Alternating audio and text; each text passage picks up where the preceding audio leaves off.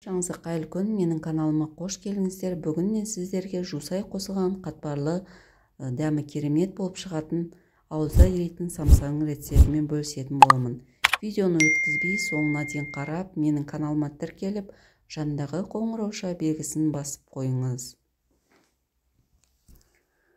Ең алдымен ұнды елеуіштен өткізіп аламыз. 300 мл суға 2 шай қасық тұзды салып, жақсылап, орташа жұмсақ қылып, қамыр елейтін боламыз.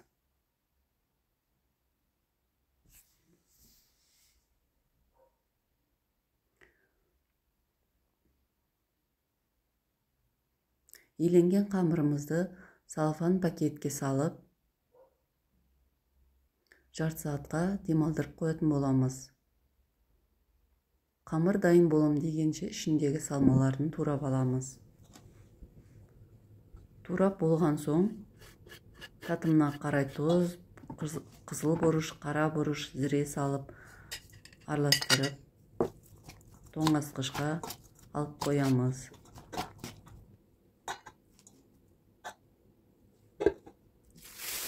Енді қамырымызды алып, 2 бөлікке бөлетін боламыз. 2 бөлікке бөліп алып, видеодағыдай жуала қылып, біреуін салафановый мешокқа салып, бір шетке алып қоямыз.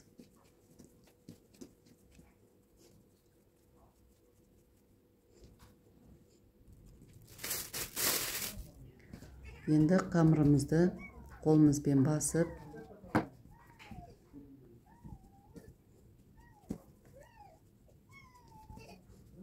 видеодағыдай басып, жұқалап жайып аламыз.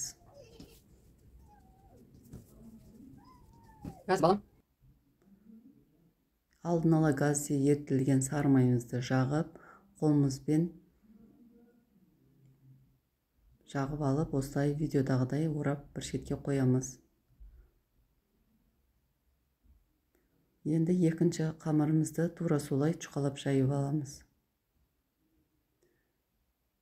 Менің видеоларым ұнаса, менің каналыма тіркеліңіз. Видеоның астына комментарий жазып, лайк басып, менің видеома достарыңызбен бөлісіңіз.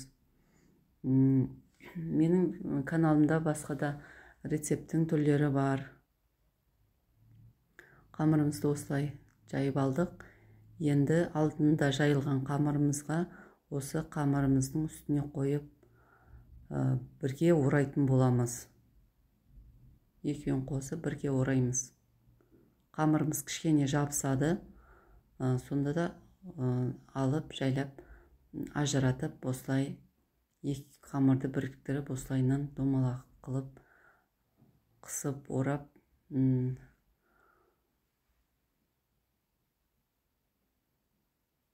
жарты сағатқа тоңазытқышқа демалдырып қоятын боламыз.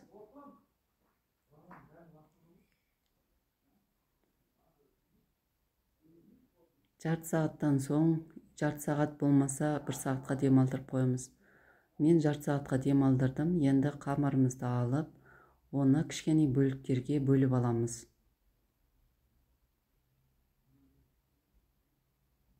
Осылайынан басып,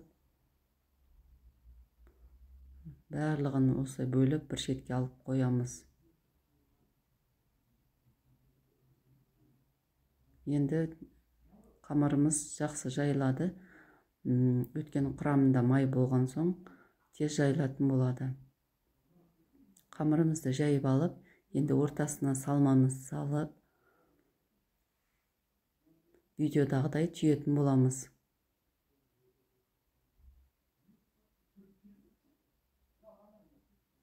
Дәмі өте керемет болып шығады. Жақындарыңызға жасап беріп қуантыңыз. Жасалуы да қатты қиын емес. Тура видеодағыдай жасасаңыз, 1 сағатта жасауға болады. Осылай бәрін түйіп алып, мен келесі тағы екіншісінде көрсетіп жіберейін.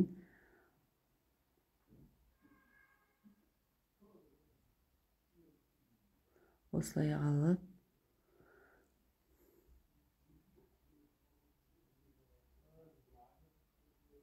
жақсылап түйетін боламыз осылайынан.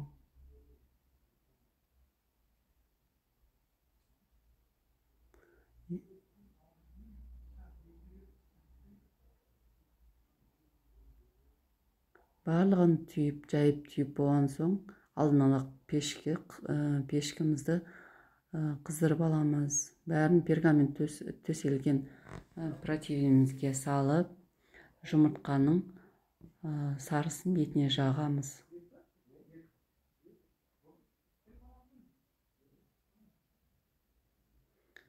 Жұмыртқаның сарысын жағып болған соң, қалауынша күнжут болмаса қара күнжут сеуіп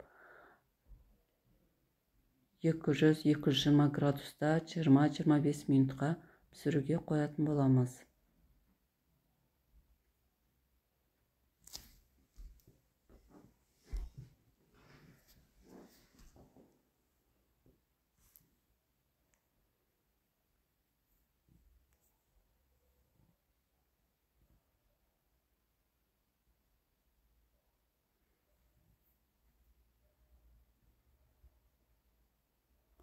Біздің самсамыз дайын. Жақындарыңызға жасап беріп, қуантыңыз. Дәмі өте керемет, қатпарлы, ауызда ериді. Видеоның соңына дейін қарағаныңызға рахмет. Менің каналыма тіркеліп, жандағы қоңырауша белгісін басып қойыңыз. Ас болсын.